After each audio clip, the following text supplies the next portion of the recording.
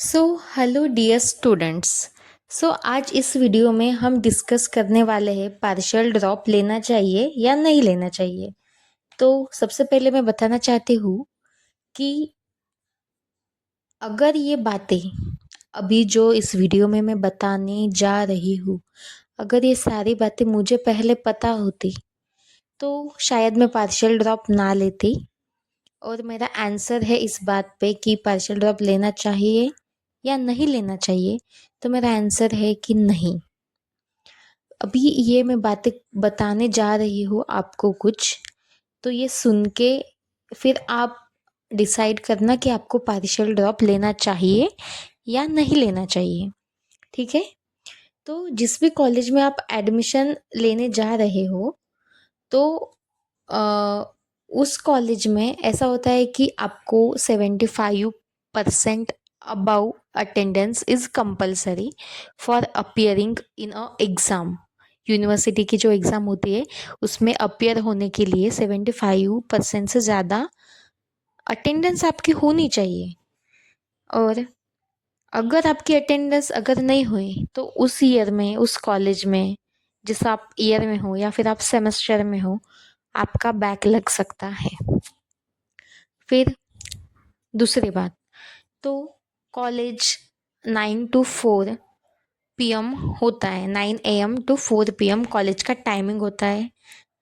फिर कॉलेज से आने के बाद कॉलेज में जो असाइनमेंट दी गई है वो कंप्लीट करना होता है। वो असाइनमेंट मतलब जो कि हमें वहाँ पे होमवर्क देते हैं वो। देन अलग से कॉलेज की असाइनमेंट्स होती है, जो कि बहुत सारी असाइनमेंट्स होती है। वो मतलब हम वो असाइनमेंट लिखे या फिर हमारे पार्शियल ड्रॉप हमने लिया है उसकी तैयारी करें। आफ्टर 4 PM, मतलब 4 PM के बाद 1 घंटा तो ऐसे ही हॉस्टल या रूम पर आने के लिए लग जाता है। तो आप सोचिए, आप कब पढ़ाई करेंगे? उसके बाद कॉलेज से आने के बाद तो आप बहुत ज़्यादा थके हुए होंगे। आपका दिमाग भी मतलब एकदम टायर्ड होगा एंड सर दुख सर भी दुखता हो, मतलब दुखता ही है। आफ्टर कॉलेज हेडेक होता है। सो उसके बाद आप कब कब बैठोगे पढ़ाई करने के लिए? समझो आप 7 बजे बैठ भी गए, 7 बजे बैठ गए, 7 से 10 11, क्योंकि अगले दिन कॉलेज में भी जाना है। क्योंकि मेरे से तो ये मैनेज नहीं हुआ, क्योंकि मेरा कोर्स है BSc नर्सिंग और इसमें हमारे फर्स्ट सेमेस्टर से ही क्लिनिकल पोस्टिंग होती है।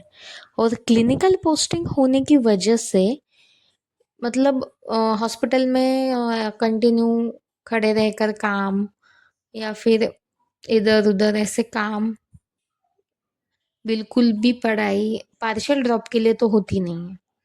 ठीक है?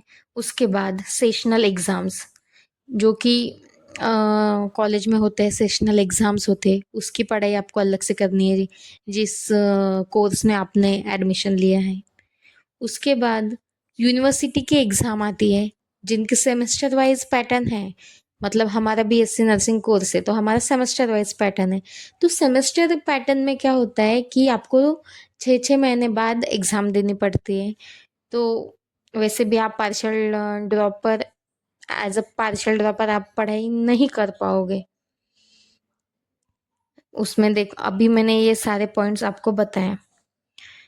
आप मुझे एक बात बताओ, आप विदाउट पार्शियल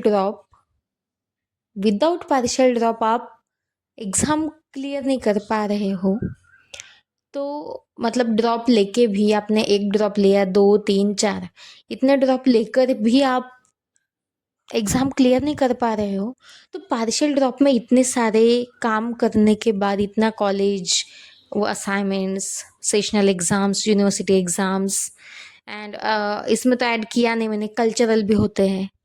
कल्चरल का तो मैंने कुछ ऐड किया ही नहीं। डेज़ होते हैं कॉलेज में, स्पोर्ट्स होते हैं, तो आप डिस्ट्रैक्ट हो ही जाओगे कॉलेज में आने के बाद। मतलब आपको ऐसा लगेगा कि ठीक है, अभी हम कॉलेज ही कर लेते हैं, ये पार्शियल ड्रॉप वगैरह नहीं करते हैं।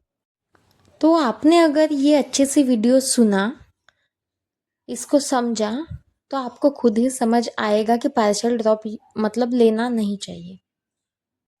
और आपके और कोई सवाल हो तो आप कमेंट में पूछ सकते हैं।